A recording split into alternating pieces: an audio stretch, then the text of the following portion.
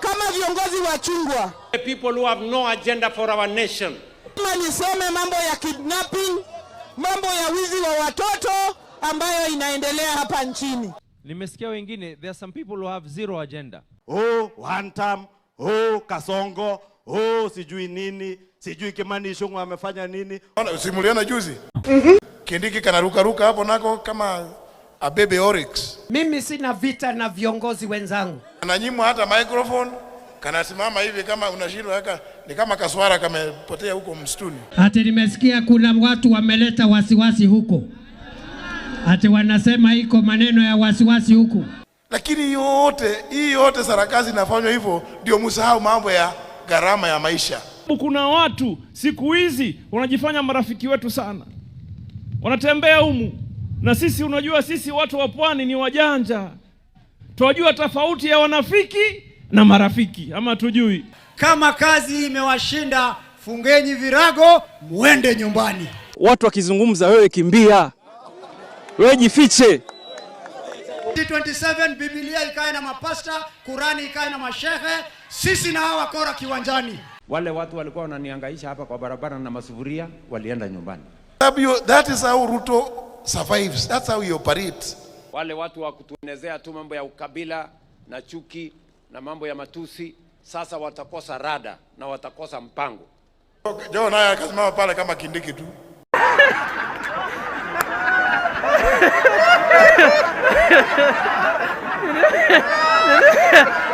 This is William Ruto's modus operandi. We have changed the politics of Kenya.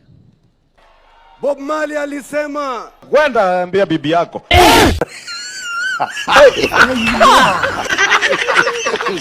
Tumpiga masimu nyumbani. Muambie wale watu ya nyumbani ni one term. Wacha nione two term. Don't tell the people of Kenya that. That is thinking people are stupid. People are not. People are very intelligent. Si mnajua hii serikali mimi ndio namba 2 kwa hiyo serikali. Ni kweli si kweli? Ni kweli si kweli? Unaona mtu ni profesa lakini kwa sababu ya kukaa na akina Faruka akili yake imeteremuka imekuwa kama ya Faruka. Kupeana namba yangu wewe nipigie. Hiyo ni mambo ya ujinga na upusi na mambo ya Kindiki. Na mimi leo hata mkiniangalia mimi sina ile furaha yangu ya kawaida. Acha kwanza nisaidie rais. Ndio mkubwa yangu. Wewe Goliathi, siku zako zimehesabika. Fire si fire. Iloma si loma. Fire si fire. Ni fire si fire. Ni fire si fire. Ni fire si fire. Wewe Sabrano. Unakuja na kimbelembele hapa na kierere. Wewe kwenda huko bwana na uachane na mimi. Ni soprano. Ati nimesikia kuna watu wameleta wasiwasi huko. Soprano ni bure si bure.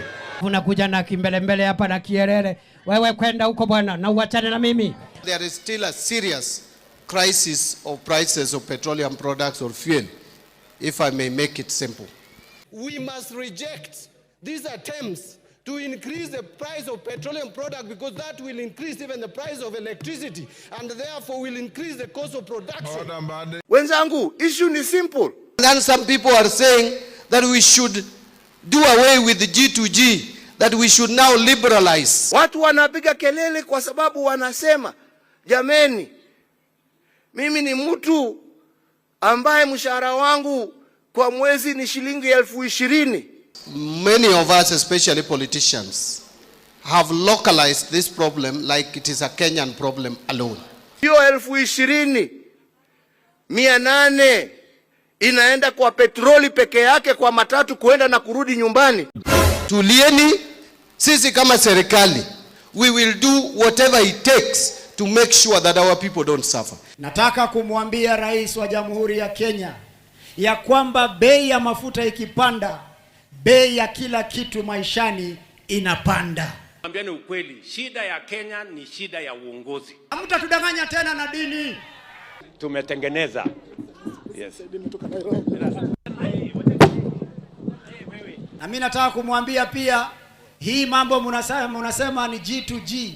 Wale watu wa kutuenezea tu mambo ya ukabila na chuki na mambo ya matusi sasa watakosa rada na watakosa mpango. You God. Wajamani, wanasiasa tukifungua mdomo wanasiasa tukifungua mdomo tu tupime kwa sababu iko kesho.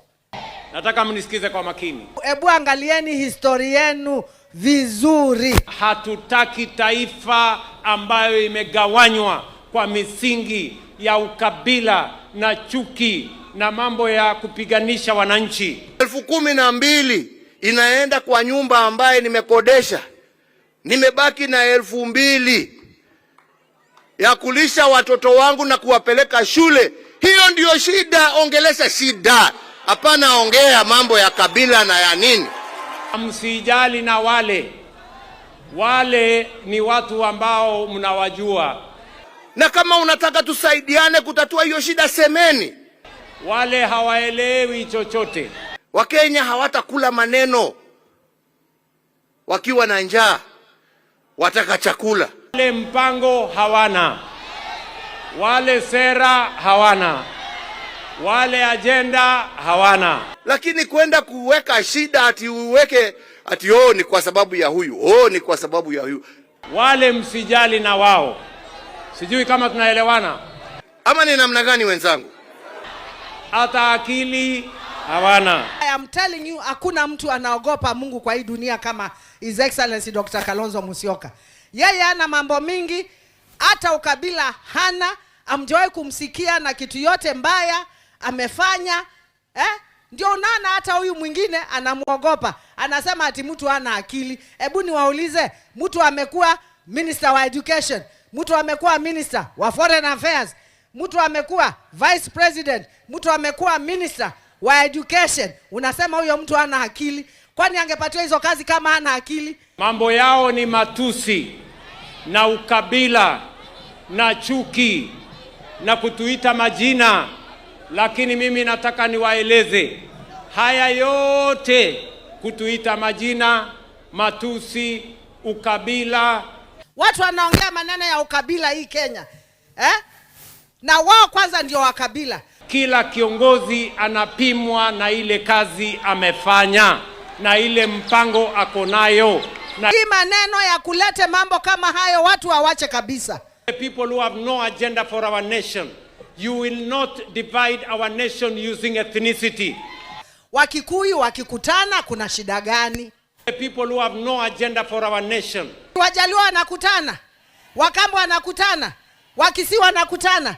Why are you threatened when the Kikuyus meet? Kwa sababu ya chuki yenu, kwa sababu ya ukabila yenu, kwa sababu ya profiling ambayo umefanya Wakenya wengine eti ni wasaliti.